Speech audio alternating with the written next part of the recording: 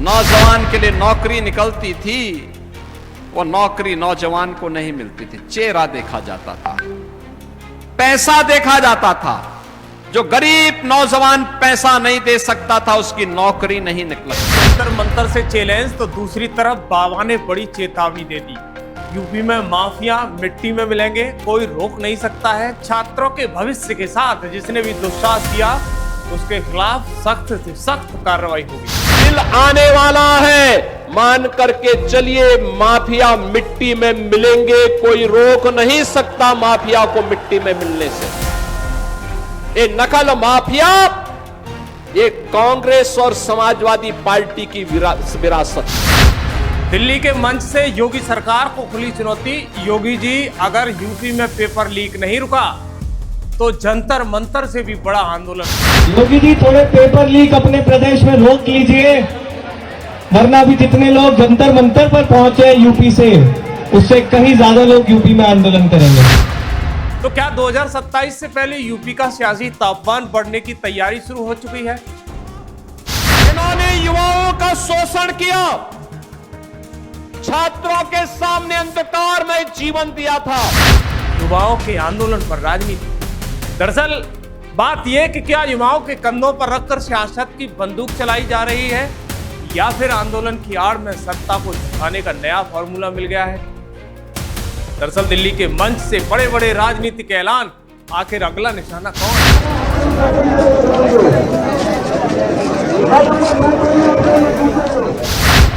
युवाओं का गुस्सा, नेताओं का मंच और 2027 का सियासी विषाद। दिल्ली से उठी चिंगारी क्या उत्तर प्रदेश की राजनीति को भी गरमाने वाली है? क्योंकि आंदोलन के नाम पर लोकतंत्र या लोकतंत्र के नाम पर राजनीति, फैसला आपको करना है। जिन्होंने युवाओं का शोषण किया, छात्रों के सामने अंधकार में जीवन दिया था, पूरी की पूरी पीढ़ी के भविष्य के साथ खिलवाड़ किया था, आज जो समाजवादी पार्टी और कांग्रेस किस प्रकार की घड़ियाली आंसू बहाने का काम कर रही है। दर्शकों नमस्कार, मैं योगेश कांत हूं और आप खबर एक्सपर्ट देख रहे हैं। दर्शकों, आपने देखा कि दिल्ली के जंतर मंतर पर चल रहे प्रदर्शन के दौरान किस तरह हालात बिगड़े। प्रदर्शन के बीच झड़पें हुई, लाठीचार्ज हुए और आंसू गैस के, और आखिरकार प्रदर्शनकारियों की मांगों पर सरकार को झुकना पड़ा और विचार करना पड़ा। अब सवाल यह उठ रहा है कि क्या आंदोलन के दबाव में यही राजनीति आगे भी देखने को मिलेगी?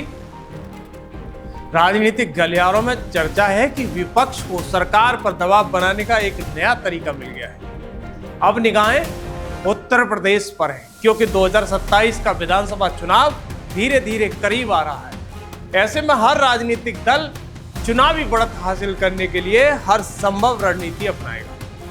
आने वाले दिनों में यूपी की राजनीति और भी गर्म होने वाली है दर्शकों, इसलिए सीट बेल्ट बांध लीजिएगा, क्योंकि आगे सियासत के कई बड़े मोड़ देखने को मिल सकते हैं। लेकिन दर्शकों, उत्तर प्रदेश के मुख्यमंत्री योगी आदित्यनाथ को चुनौती देने वालों को उनका यह संदेश भी ध्यान से सुन लेना चाहिए।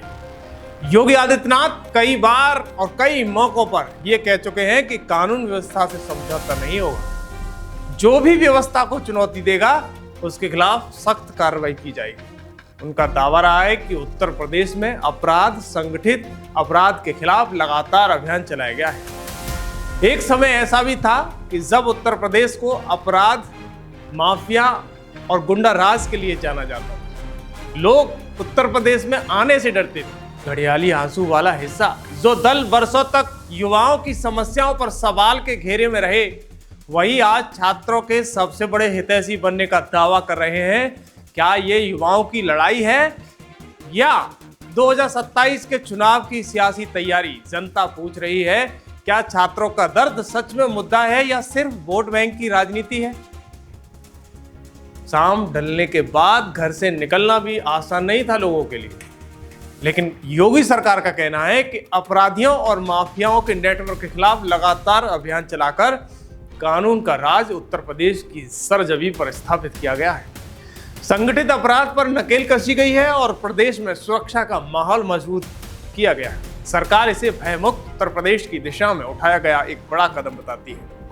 अब आइए उस बयान पर जिसने नई राजनीतिक बहस छेड़ दी। दिल्ली के जंतर मंतर पर चल रहे छात्र आंदोलन में कॉकरोच जनता पार्टी के मुख्य प्रवक्ता आशुतोष रांका ने नीट परीक्षा प्रणाली में सुधार और शिक्षा मंत्री के इस्तीफे की मांग को लेकर छात्रों के समर्थन में कई दिनों तक मैदान में प्रदर्शन किया। छात्रों के अधिकार की बात करना लोकतांत्रिक व्यवस्था का एक बड़ा हिस्सा है। दूसरी ओर सरकार भी पेपर लीक जैसी घटनाओं पर सख्त कानून और कठोर कार्रवाई की बात कह रही है, ताकि भविष्य में ऐसी घटनाएं पूरी तरीके से रोकी जा सकें और कड़ी कानूनी कार्रवाई हो सके। लेकिन इसी दौरान आशुतोष रांका ने उत्तर प्रदेश के मुख्यमंत्री योगी आदित्यनाथ को भी मंच से सीधी चुनौती देते हुए कहा है कि अगर यूपी में पेपर लीक की घटनाएं नहीं रुकी तो वो जंतर मंतर से भी बड़ा आंदोलन उत्तर प्रदेश की धरती पर करने के लिए बाध्य हो गए। अब जरा सुनिए आखिर आशुतोष रांका ने ऐसा क्या कहा जिसने राजनीतिक माहौल को और गर्मा दिया है और विपक्ष को एक बड़ा मौका दिया है। अगर योगी जी ये वीडियो देख रहे हैं तो उन्हें बड़ी चिंता करने की जरूरत है। अब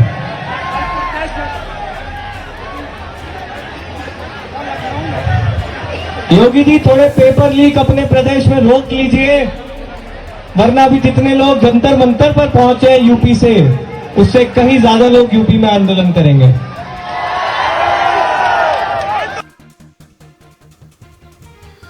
तो दर्शकों सुना आपने, लेकिन भैया ये उत्तर प्रदेश है, यहाँ आंदोलन करना हर नागरिक का लोकतांत्रिक अधिकार है, अपनी मांग रखना भी अधिकार है।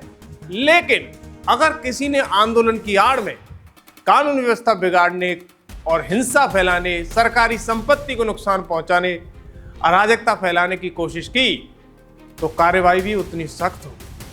यानी उत्तर प्रदेश पुलिस दंगा और अपराध से निपटने के अपने तरीके के लिए पूरे भारतवर्ष में चर्चा में रही है और सरकार लगातार यही संदेश देती है कि कानून से ऊपर कोई नहीं है। अब इसी बीच आपने देखा कि उत्तर प्रदेश के सीएम योगी आदित्यनाथ आगरा, फतेहपुर और तमाम सारी जगहों पर लगातार विकास से संबंधित रैलियां कर रहे हैं, लोगों की समस्याओं को भी देख रहे हैं। दरअसल इस दौरान मुख्यमंत्री योगी आदित्यनाथ ने नकल माफिया और पेपर लीक गिरोह के खिलाफ एक बेहद कड़ा संदेश दिया। मंच से गरजते हुए कहा कि युवाओं के भविष्य से खिलवाड़ करने वालों को किसी भी कीमत पर बख्शा नहीं जाएगा। मुख्यमंत्री ने दावा किया है कि उनकी सरकार ने भर्ती परीक्षाओं में पारदर्शिता लाने और नकल माफियाओं के नेटवर्क पर सख्त कार्रवाई करने का काम किया है। साथ ही उन्होंने विपक्ष पर निशाना साधते हुए आरोप लगाया कि कुछ लोग युवाओं के मुद्दों पर राजनीति करने की कोशिश कर रहे हैं। अब उन्होंने फतेहपुर में और आगरा में जनसभाओं के दौरान क्या कुछ कहा है, पहले सीएम योगी का वो बयान जरूर सुनिए। छात्रों के भविष्य के साथ खिलवाड़ करने की जिसने भी दुस्साहस किया उसके खिलाफ जितनी सख्त कार्रवाई होगी। नीट की परीक्षा को एक समय सीमा के अंदर करवा करके छात्रों का साल भर खराब ना हो, इसके लिए एक समय सीमा पे परिणाम भी दे दिया। यह संस्था की नीट की पहली परीक्षा में लीकेज हुए थे, प्रश्न पत्र लीक कराए थे कुछ माफियाओं ने, उनकी गिरफ्तारी हुई और कल आपने देखा होगा नेशनल टेस्ट एजेंसी जो थी एनटीए के 37 अधिकारियों को बर्खास्त कर दिया गया। सेवाएं हमेशा के लिए समाप्त, हमेशा के लिए समाप्त। कुछ लोगों की गिरफ्तारी की गई है, उनकी संपत्तियां जब्त होंगी, उन्हें सजा होगी। ये छात्रों के उज्जवल भविष्य को ध्यान में रख करके मोदी जी के द्वारा ले गए वे कड़े कदम हैं, उठाए गए वे कड़े कदम हैं। जिन छात्रों के जीवन, जिन छात्रों का उज्जवल भविष्य पर इस देश का उज्जवल भविष्य निर्भर करता है। और मैं प्रधानमंत्री मोदी जी के द्वारा उठाए गए इन कड़े कदमों का हृदय से स्वागत करता हूं, उनका अभिनंदन करता हूं और आभार व्यक्त करता हूं कि प्रधानमंत्री जी आपने छात्रों के लिए, आपने युवाओं के लिए पिछले 12 वर्ष में अनेक कदम उठाए हैं। आपने डिजिटल इंडिया के नाम पर आपने प्रधानमंत्री स्टार्टअप स्कीम के दिन आपने प्रधानमंत्री स्टैंड अप स्कीम के अंतर्गत आपने भारत के नौजवानों के लिए एक नई आशा की किरण दी। आपने देश के अंदर युवाओं के लिए राष्ट्रीय शिक्षा नीति देकर के भारत का नौजवान अब भारत ही नहीं, केवल घिसी पिटी शिक्षा नहीं, बल्कि नए कलेवर के रूप में नई शिक्षा नीति के माध्यम से वैश्विक जगत में अपनी ताक को का लोहा मना सकता है। यह व्यवस्था दी। आज आपके कारण नए भारत में हमारा नौजवान आज अपनी पहचान को जब दुनिया के देशों में देता है तो सीना चौड़ा करके जाता है, दुनिया में उसे सम्मान मिलता है। आज भारत के नौजवान के लिए जीवन के अनेक क्षेत्र खुले हैं। आपने एक वर्ष में 12 लाख सरकारी नौकरी भारत के नौजवानों को दी और 12 वर्ष में देश के अंदर करोड़ों नौजवानों को सरकारी नौकरी देकर के उनके जीवन को उज्जवल भविष्य की ओर अग्रसर किया है।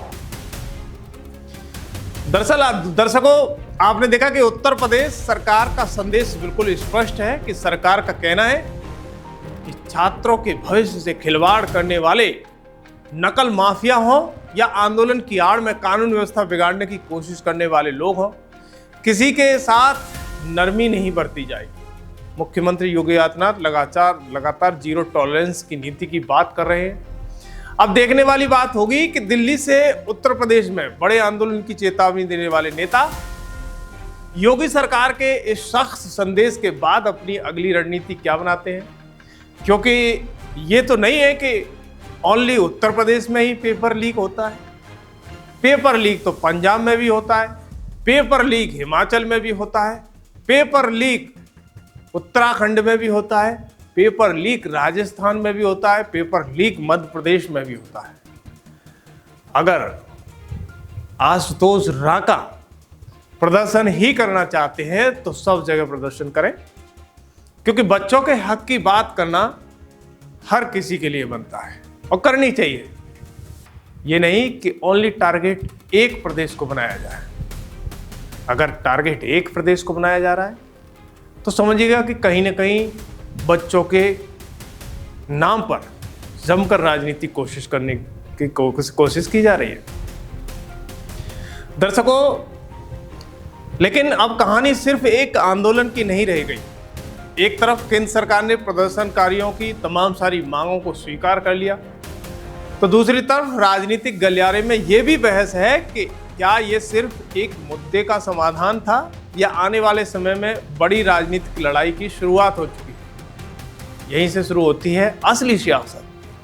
कुछ विपक्षी दलों और आंदोलनों से जुड़े नेताओं का दावा है कि अगर संगठित आंदोलन के जरिए सरकार को फैसला बदलने पर मजबूर किया जा सकता है तो भविष्य में दूसरे मुद्दों पर भी यही रणनीति अपनाई जा सकती है। इसी दौरान मंच से कई ऐसे बयान भी सामने आए जिनमें कहा गया कि लोकतांत्रिक दबाव के जरिए बड़े बड़े फैसले करवाए जा सकते हैं। इन बयानों ने नई राजनीतिक बहस को जन्म दिया है। उधर शिक्षा मंत्री धर्मेंद्र प्रधान के इस्तीफे को लेकर भी राजनीतिक बयानबाजी तेज हो गई है। विपक्ष इसे जनता और छात्रों के हित की जीत बता रहा है, जबकि सरकार का पक्ष है कि यह फैसला नैतिक जिम्मेदारी और हालात को देखते हुए लिया गया है। फ्रेंड्स, विद्यार्थियों के भविष्य के लिए भारत सरकार लगातार अनेकविध कदम उठा रही है। जिन लोगों ने विद्यार्थियों के भविष्य के साथ खिलवाड़ किया वे जेलों में सड़ रहे हैं। हमने फास्ट ट्रैक कोर्ट बना चुके हैं। हम कल पार्लियामेंट के अंदर भी कठोर कानूनों के प्रावधान के साथ नया कानून बनाने की दिशा में भी आगे बढ़ रहे हैं। लेकिन हमें भविष्य के लिए सोचना है। हमारी परीक्षा पद्धति विश्वस्त हो, हमारी परीक्षा पद्धति ट्रांसपेरेंट हो, हमारी परीक्षा पद्धति में सबसे ज्यादा टेक्नोलॉजी का उपयोग हो। इन सारी बातों को ध्यान में रखते हुए विश्व प्रसिद्ध टेक्नोलॉजी एक्सपर्ट श्रीमान नंदन नीलेकनी जी के नेतृत्व में एक हाई पावर टास्क फोर्स बनाने का निर्णय किया है। अलग अलग राजनीतिक दल अपनी अपनी तरह से इस घटनाक्रम की व्याख्यान दे रहे हैं, बता रहे हैं। दरअसल इसी बीच कांग्रेस समेत कई विपक्षी नेताओं ने केंद्र सरकार पर सवाल उठाना शुरू कर दिया है। कुछ नेताओं ने इसे जवाबदेही शुरू कर दी है और तो कुछ ने भविष्य में और बड़े राजनीतिक आंदोलन के संकेत दिए हैं। वहीं भाजपा का कहना है कि विपक्ष छात्रों के मुद्दों को राजनीतिक रंग देने की कोशिश कर रहा है। दिल्ली में हुए प्रदर्शन के दौरान भारी भीड़, सुरक्षा व्यवस्था, पुलिस की तैनाती और लगातार बढ़ते राजनीतिक दबाव ने पूरे देश का ध्यान अपनी ओर खींच लिया। सोशल मीडिया पर यह आंदोलन लगातार ट्रेंड करता रहा और इसके पक्ष विपक्ष में लाखों प्रतिक्रियाएं सामने आई। सबसे बड़ा सवाल यही है, क्या यह आंदोलन यहीं समाप्त होगा या आने वाले दिनों में किसी नए राजनीतिक अभियान की भूमिका बनाएगा? क्या विपक्ष इस घटनाक्रम को 2027 और उससे आगे की चुनावी रणनीति का आधार बनाएगा? क्या सरकार आगे ऐसे आंदोलनों से निपटने के लिए और सख्त कानून लेकर आएगी? और सबसे अहम सवाल, क्या लोकतांत्रिक आंदोलन और राजनीतिक टकराव का ये दौर आने वाले समय में और तेज होने वाला है? इन सभी सवालों के जवाब आने वाले दिनों की राजनीति तय करेगी।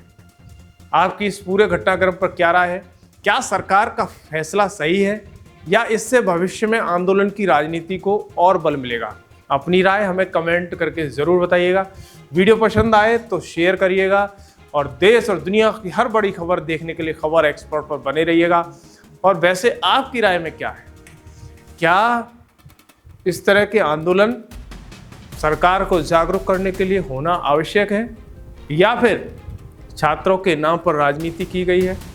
हमें कमेंट में जरूर बताइएगा। धन्यवाद। मैनपुरी से हो, सामने वाले व्यक्ति का चेहरा चमकता है और वह सम्मान देने के लिए उतावला दिखाई देता है।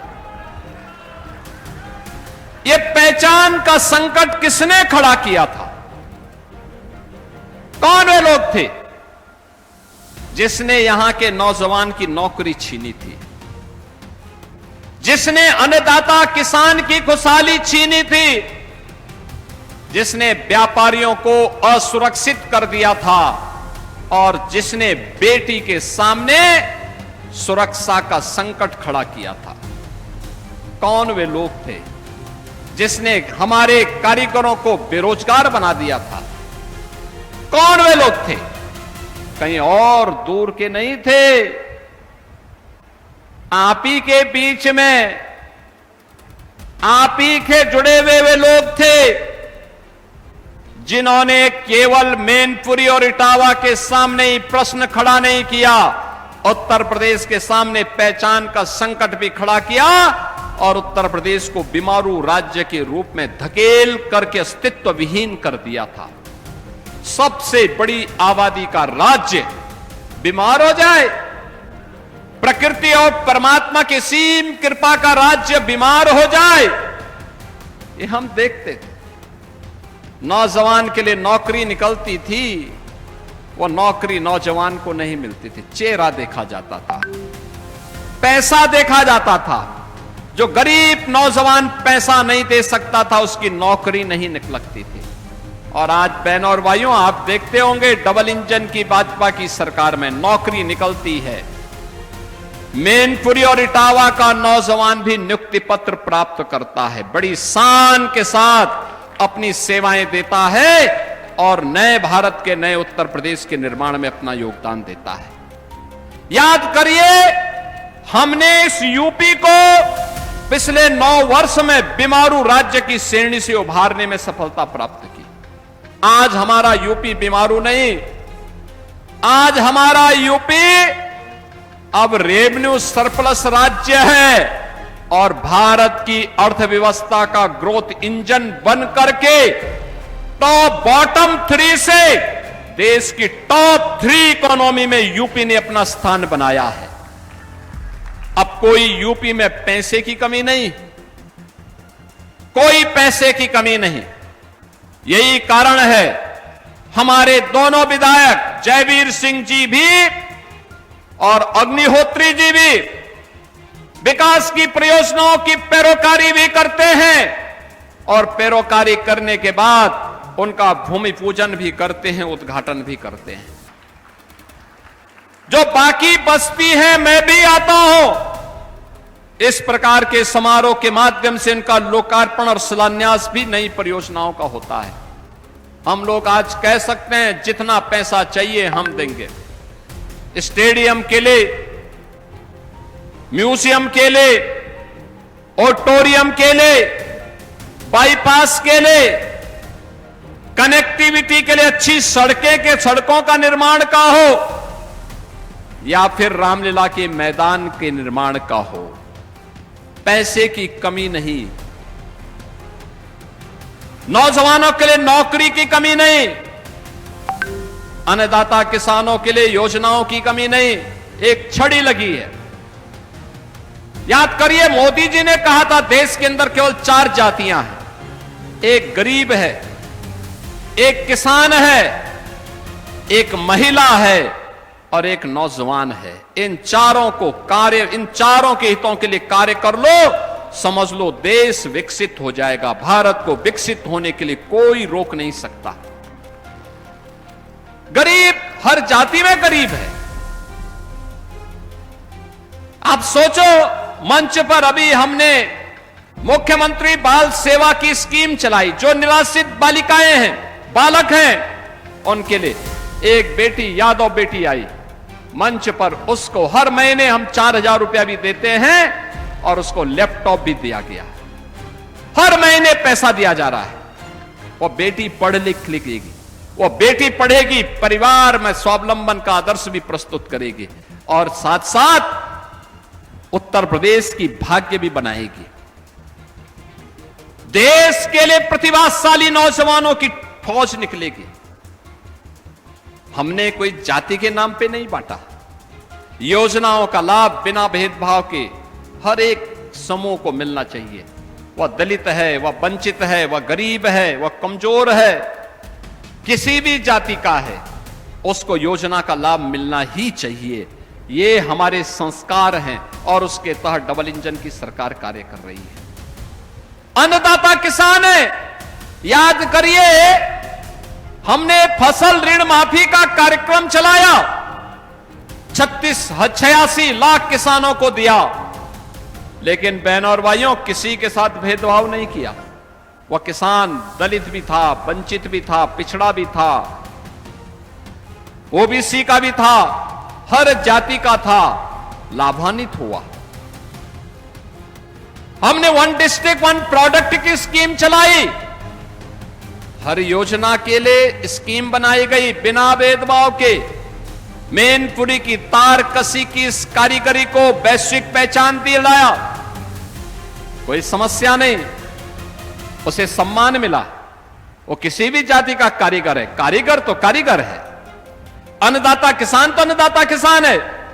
फसल ऋण माफी भी करेंगे, प्रधानमंत्री किसान सम्मान निधि का लाभ भी देंगे, मुख्यमंत्री कृषक दुर्घटना बीमा योजना से भी आच्छादित करेंगे और साथ साथ अन्नदाता किसान के निजी ट्यूबवेल के बिजली कनेक्शन की स्थिति को माफ भी करेंगे। उसको सरकार वहन करेगी, अन्नदाता किसान वहन नहीं करेगा, उसको फ्री में बिजली देंगे। यह भी हमने किया और लगातार हम कर रहे हैं।